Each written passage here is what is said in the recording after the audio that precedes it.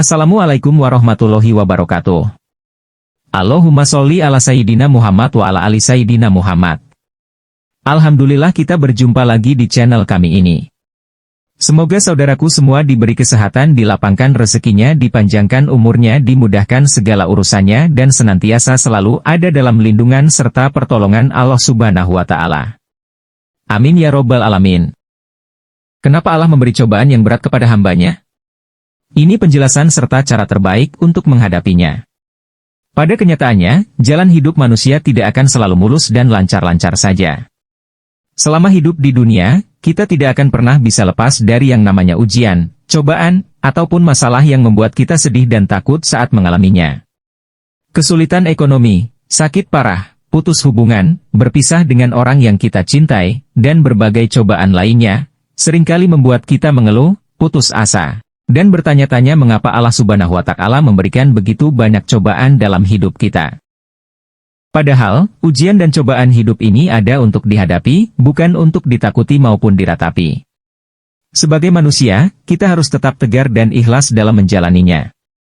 Untuk membuatmu tetap berada di jalan keikhlasan, berikut adalah penjelasan mengenai alasan kenapa Allah Subhanahu wa Ta'ala memberikan cobaan yang berat kepada hambanya. Alasan kenapa Allah Subhanahu wa Ta'ala memberi cobaan pada hambanya. Sebagai seorang muslim, segala cobaan yang datang ke dalam hidup manusia ini tentunya memiliki alasan dan tujuannya sendiri. Salah satu alasan terbesar yang membuat manusia diberi cobaan yang berat adalah karena Allah ingin mengukur atau menguji sudah sebesar dan sejauh mana tingkat keimanan seorang hambanya. Saat ia ditimpa cobaan yang berat, apakah ia akan menjadi lebih dekat dan lebih tawakal pada Allah, atau justru sebaliknya? Pada hakikatnya, ujian dan cobaan merupakan cerminan kasih sayang dan keadilan dari Allah untuk para hambanya yang beriman. Allah tidak rela menimpakan azab yang pedih di akhirat kelak, sehingga ia menggantinya dengan menimpakan berbagai cobaan di dunia yang juga berfungsi sebagai penggugur segala dosa-dosa. Jadi semakin Allah Subhanahu wa Ta'ala cinta kepada hambanya, maka cobaan yang diberikan padanya juga semakin berat. Karena ujian tersebut akan semakin menaikkan derajat dan kemuliaan seorang hamba di hadapan Allah. Cara terbaik untuk menghadapi cobaan dari Allah Subhanahu wa Ta'ala. 1. Perluas kesabaran dan hadapilah cobaannya. Bersabar merupakan sebuah kunci yang bisa memberikanmu kekuatan untuk menghadapi segala cobaan dan masalah yang datang ke dalam hidupmu.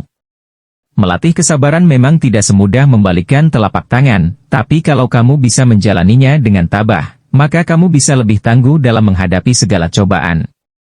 Untuk bisa menghadapi cobaan, kamu memang tidak boleh terburu-buru dan harus ada persiapan yang matang, agar semuanya dapat terselesaikan dengan baik dan bijak di kemudian hari. 2. Jangan terlalu overthinking. Saat menghadapi sebuah masalah atau cobaan yang berat, berbagai pemikiran buruk pasti akan selalu muncul dalam otakmu. Hal ini sebenarnya wajar terjadi karena kamu terlalu khawatir akan terjadi dampak buruk yang nantinya bisa membuat hidupmu semakin rumit.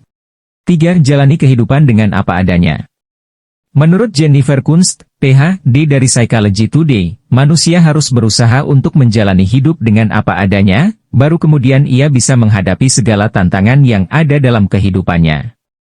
Menjalani hidup dengan apa adanya juga bisa membantumu untuk hidup lebih nyaman, sehingga kamu bisa berpikir lebih jernih dalam menghadapi segala ujian dan cobaan yang datang menghampiri. 4. Cobalah untuk bersyukur. Banyak manusia yang lebih mudah untuk menghitung masalah dibandingkan dengan berkah yang ia dapatkan. Padahal, kamu bisa mencoba untuk mengubah perspektif dengan bersyukur dan berusaha menerima segala sesuatu yang sudah ditakdirkan untukmu.